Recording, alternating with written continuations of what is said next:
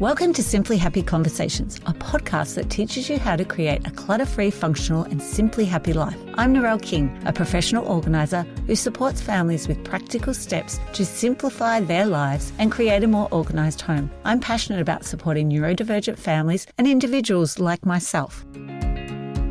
Do you constantly find yourself misplacing things or forgetting where you've put them, especially if you're an ADHDer like myself? In today's episode, I'm going to be sharing with you visual anchors, why they're important, how to set them up, and how they will stop you from forgetting things. Now, most traditional organising advice says tidy everything away into cupboards and drawers. If you're an ADHDer like myself, out of sight often means out of mind, and that's why we use visual anchors. Let's jump into this Simply Happy conversation about visual anchors and how you can use them. Thanks for joining me for today's solo episode where I'll be sharing all about visual anchors. These are things that help you to stop forgetting things, but they're also useful in reducing decision making. This is great for ADHDers, but it may also be people who have other memory issues that this may also be a great strategy. So what are visual anchors? It's something that when you can't see things, it's easy to forget, like out of sight, out of mind, even though you know they exist. So when I'm usually working with ADHDs or even neurodivergent people, I find that if we're hiding things away in, say, matching containers that aren't clear, they're often then out of sight, out of mind, and they don't really work. So a visual anchor is something that you can see, and it's going to be helping your environment work with your brain and not against you. Now, there's a few reasons why visual anchors work, and in particular for people with memory issues or ADHD, is because if you hide less of it and show more, such as with the open storage or avoiding lids, also maybe not closing doors, even using wardrobes and taking the wardrobe doors off so that the things can be seen, even pantry doors, I've found that that can be really useful. Just clear containers, glass jars, open baskets, they are ways to make it more visible. That means that they can be seen and not forgotten. Like two great examples are having snacks for kids in a pantry, in a clear jar or a clear container, or maybe even having your keys in a tray or a bowl near your front door, but it's open so you can actually see them. Another reason why anchors work is because you're setting up a functional zone. You're not fighting against the natural habits. You're actually trying to design around them. So if you always throw your mail on the kitchen bench or leave your chargers lying around, we want to try and set up a deliberate spot, a drop zone for it. It could be, for example, a clear bowl or a nice decorative bowl at the front door for your keys. We actually have a key hook and it's got the keys on it. You could even use like a small basket. You could even have some sort of magazine holder or even a basket for your mail and it means that you can also go and find it. Or maybe it's somewhere for your chargers. It could be a charging station, and we have several of those in our house where we generally use our devices. So if they are running low, you can still charge them, instead of chargers going missing and being lost and no one can find them. So I found by having these charging stations, a deliberate functional zone, it's made a difference around us being able to find chargers when we need them. Another anchor to consider is putting it in your path. You know that you're leaving in the morning.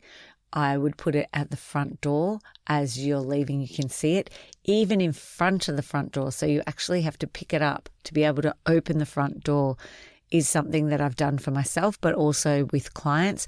Maybe it's placing it on a door handle or even at your coffee zone or something that you do before you have to leave the house. So for me, I always grab my drink bottle. So therefore, if I want to remember something, I'll place it next to my drink bottle. Another thing to consider is using colour. It's a really great visual cue. So when you assign colours to, say, categories or even zones, your brain instantly recognises when things have to belong in that particular area. For example, it might be a folder, red, and that's for bills, whereas you have green and that's for your tech cords. Maybe it's a blue basket and that's for all your bathroom supplies. But using colour can create that automatic mental shortcut, which means you're going to have to make less decisions and therefore you're going to feel less stressed, lower cortisol levels. Another thing is to use labels, and it could be 1 or 2 words that you're using on that label and making sure it's either upright or near your eye level because you're going to be able to see it. Another thing is one-step access. This is one thing that I will use to help people create a more functional space.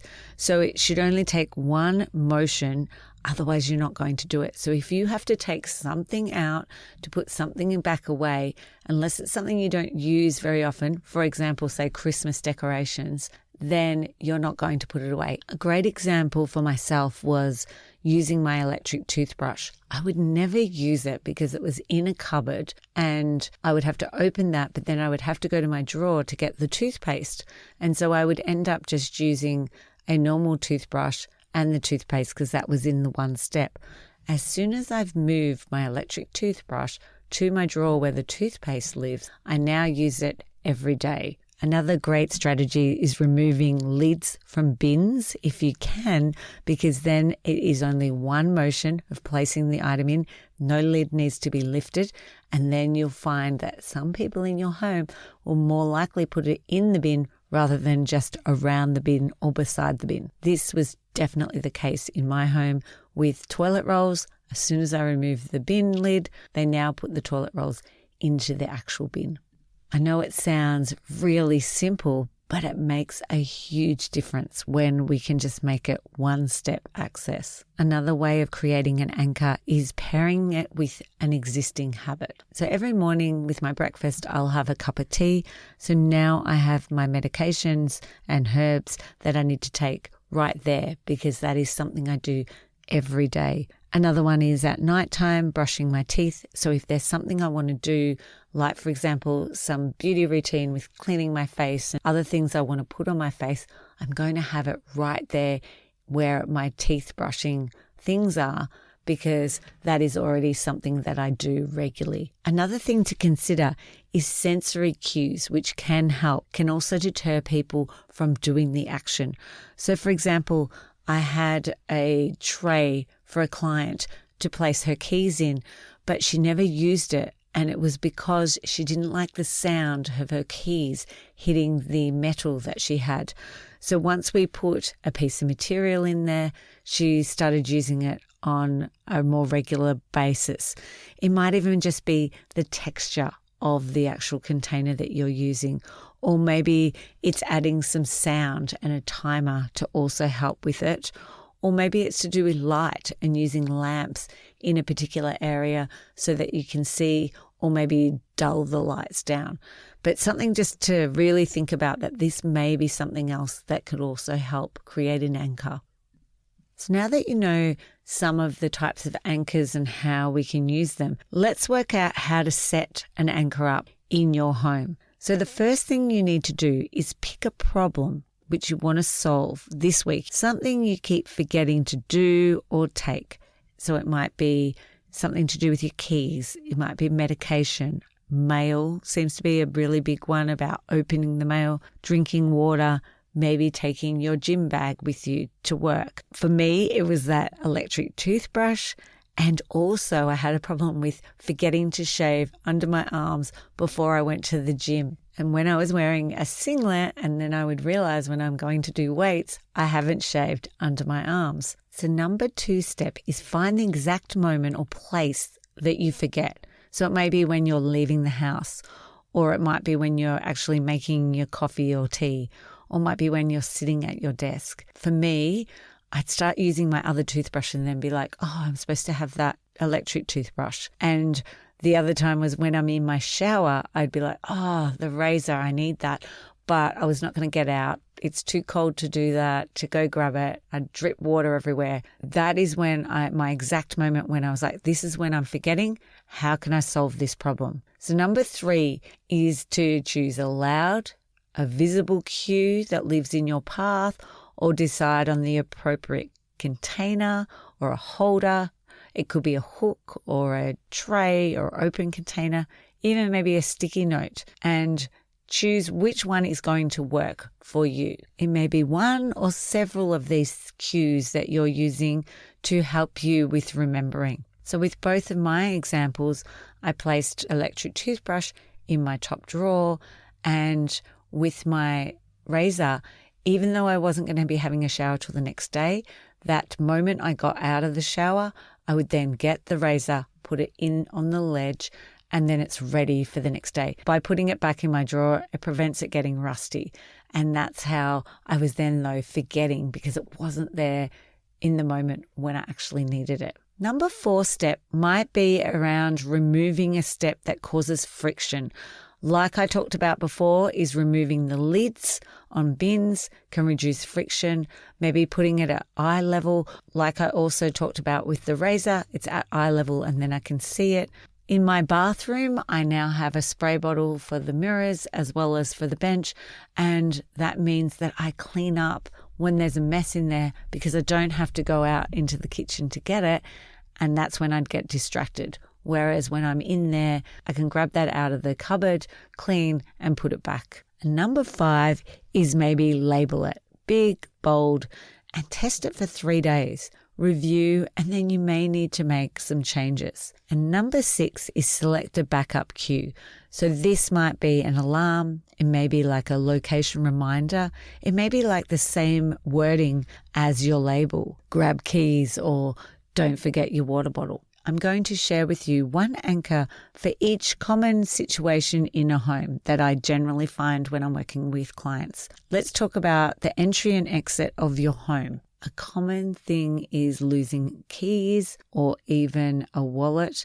So having some hooks or even having a small buffet, and that means that you could have your keys, wallet, or things that you use regularly when you're leaving the house. And you could have even a label under it saying grab or don't forget your keys. In your kitchen, something that I definitely find with clients is around medications and struggling to remember to have the medication. So maybe having the medication, if in particular you have coffee in the morning or tea in the morning, is putting it into some clear container and it's near where you have your coffee. It might be above in the cupboard right near it. And you have maybe the AM and PM dividers. This has had a huge impact on our family, the AM and PM dividers, because it means I don't need to ask my kids, have you had your medication? I can just see in the container and see that it has been taken or it hasn't been taken. And if you don't drink coffee or tea or you need to have your medication first thing in the morning, it might be then having it beside your bedside table, or maybe it's in your bathroom. Whatever one of those first steps that you're going to do in the morning or at night, the last steps that you're going to do, that is where I would build in that anchor for medication. Another anchor that you could have for your bedroom, and this is one that I use. I have a little shelf where my shoes go underneath it. I place my clothes the night before, ready for the next day for both my exercise and also for work. This helps to reduce me having to think about the steps I need to do in the morning because my dopamine is quite low. I'm not going to be very motivated and I really don't want to make decisions first thing in the morning about what I'm going to wear. So by having them laid out on that shelf, that has really helped. You may have a hook where you place those clothes. It may even be a chair, but just placing the things that you need for the next day is not only going to reduce your decision making, but is also going to help with the steps because you're not going to have to think about them because there's a visual cue already there for you. An anchor that you could have in your car is having a permanent box or bag in your boot of your car that you have for returns. So maybe it's like giving something back to someone else or it's for donations. I also have under my seat a container that is hard plastic and it has a clip and I place all my receipts. And that is because also I have receipts that I get for business. This way I'm not going to lose them. I just put them straight into that container and then I'll clean it out maybe once a week or even at the end of the month when I need to do all my receipts for the business. A digital anchor that you might consider is having on your actual phone a widget. And I absolutely love Quickie Sticky, and it's free. It's like a sticky note in the left-hand side of my phone, and you can choose the color. I use yellow, and I just place on there the things that I need to do that day. I can then remind myself throughout the day by just looking at that little sticky note. Now, I suggest having a look and reviewing either after a few days or at the end of the week. And if you're having problems and you need to troubleshoot what's going on, you could ask yourself, did this anchor get used this week? And if not, maybe you need to move it closer into your path or even simplify it. A great example was my son. I took the lid off his bin, but it was still sitting at the side. As soon as I moved it to under his desk and it's a little bit closer, he doesn't have to move. He was then using that to actually put the rubbish into the bin. If you're maybe still forgetting, again, move it closer to the moment of action where you're going to be using it, or it might be as simple as raising it a little bit higher to your eye level. This is when hooks, the 3M hooks that you can remove and aren't going to leave damage on a wall, are great to try and create that visual at eye level for yourself.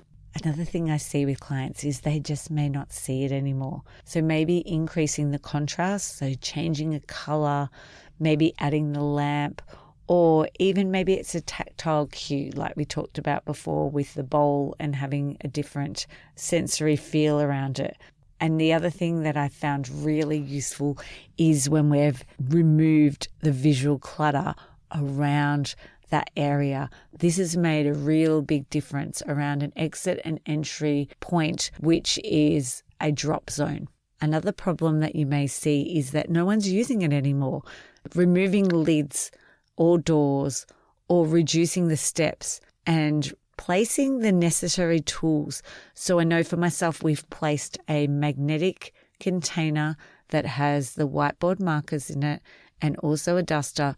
And this has meant that the rest of the family in my home now are actually writing on the grocery list things that they'd require or even medications that they've run out of. When we didn't have a whiteboard marker there, that didn't happen. So I want to leave you with a little exercise. I want you to choose one problem you want to solve this week, something you keep forgetting to do or take, and then ask yourself, how can I make this more visible?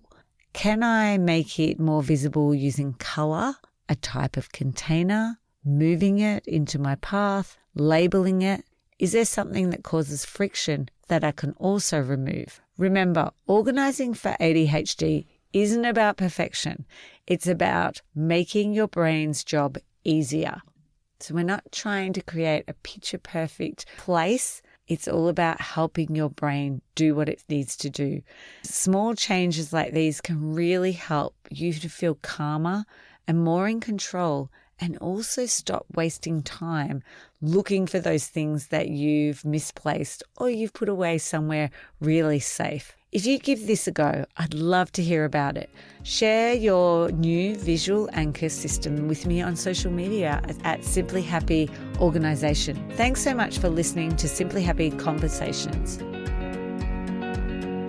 Thank you for joining me for today's Simply Happy Conversation. Sick of wasting time looking for your keys, wallet, or that one charger that always disappears? Your space needs visual anchors. Grab the ADHD-friendly organisation checklist, a 10-minute setup, a weekly reset, and troubleshooting map to adapt your space. Create an environment that works with your brain so that you can stop losing or forgetting things and start leading on time with your sanity. Head to simplyhappy.com.au and click on the resource tab to get instant access today. I'd like to acknowledge the Wathaurong people of the Kulin Nation on which this podcast is recorded as the traditional custodians of the land. I pay my respects to their elders, past, present and emerging.